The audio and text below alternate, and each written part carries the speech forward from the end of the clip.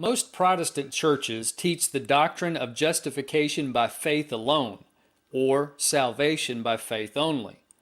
By this, they mean that God grants salvation and forgiveness of sins on the basis of faith without any requirements for works.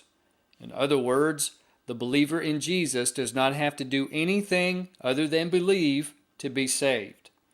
The Bible addresses this doctrine directly in James 2, verses 14 through 17.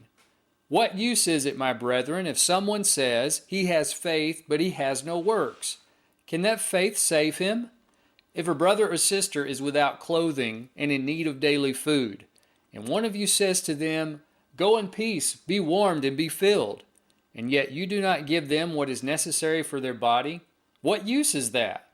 Even so, faith, if it has no works, is dead, being by itself.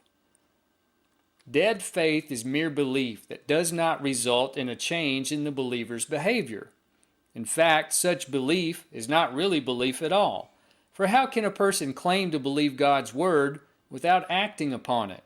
Consider James 1, verses 22 through 25. But prove yourselves doers of the word, and not merely hearers who delude themselves. For if anyone is a hearer of the word and not a doer, he is like a man who looks at his natural face in a mirror. For once he has looked at himself and gone away, he has immediately forgotten what kind of a person he was. But one who looks intently at the perfect law, the law of liberty, and abides by it, not having become a forgetful hearer but an effectual doer, this man will be blessed in what he does. Those who teach salvation by faith only may object, citing Paul's words from Ephesians 2, verses 8 and 9. For by grace you have been saved through faith, and that not of yourselves, it is the gift of God, not as a result of works, so that no one may boast. However, there is no conflict between the writings of Paul and the writings of James. Paul refuted the idea of salvation by works only, saying that a person cannot brag about saving himself by his own works because he is saved by God's grace. On the other hand, James refuted the idea of salvation by faith only, saying that a person cannot save himself by believing without acting on his belief.